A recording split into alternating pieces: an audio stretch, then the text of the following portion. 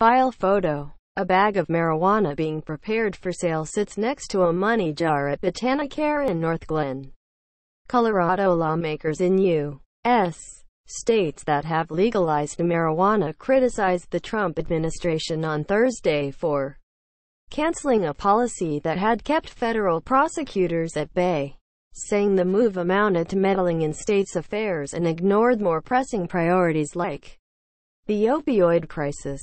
The move was announced on Thursday by Attorney General Jeff Sessions, rescinding an Obama-era policy that had eased enforcement of federal marijuana laws amid a wave of legalization in states from Pennsylvania to Alaska. The shift took place just 3 days after California launched the world's largest regulated commercial market for recreational marijuana. It was not clear how the move might affect a burgeoning marijuana industry in the 6 states, including California and Colorado, that have legalized the drug for recreational use, plus dozens of others that permit medicinal use. The industry is forecast to reach nearly $23 billion in sales by 2021. Let me give you a list of things more important for federal prosecutors and federal law enforcement to pursue other than marijuana. 1. Basically anything. Democratic U.S. Congressman Ted Lieu of California wrote on Twitter.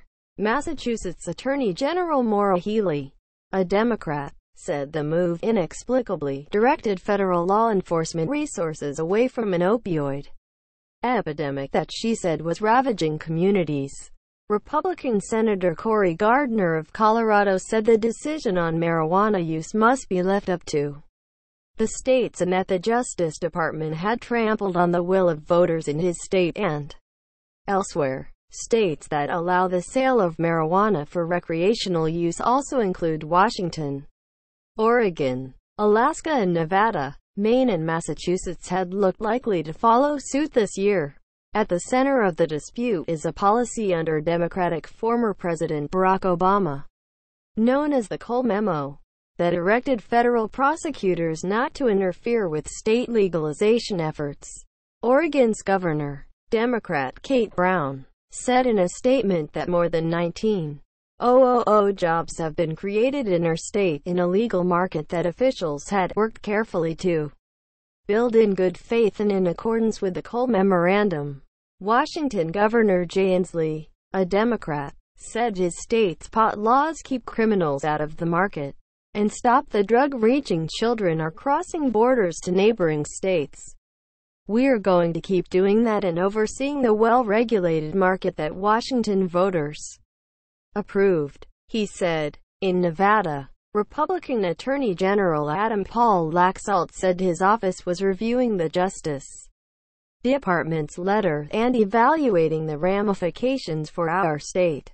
Governor Brian Sandoval, a Republican, said he believed his state's system was a model for others to emulate. Bob Troyer, U.S.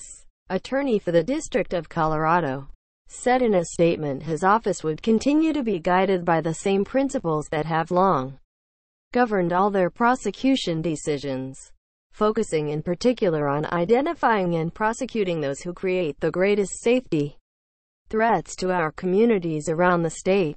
Sessions' move on Thursday also raised questions about whether federal prosecutors could focus on medical marijuana programs run by states such as Pennsylvania. Pennsylvania's Democratic U.S. Senator Bob Casey said many children were among those in the state being prescribed medical marijuana for serious illnesses, adding the Justice Department's announcement caused serious concerns.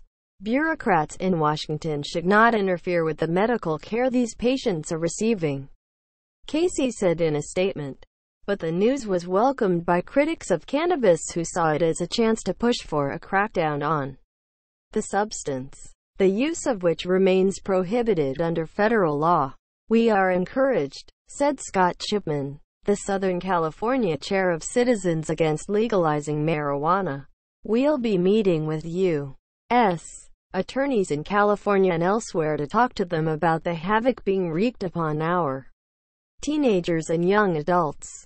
Quote, reporting by Chris Prentice. Editing by Daniel Wallace and Francis Carey.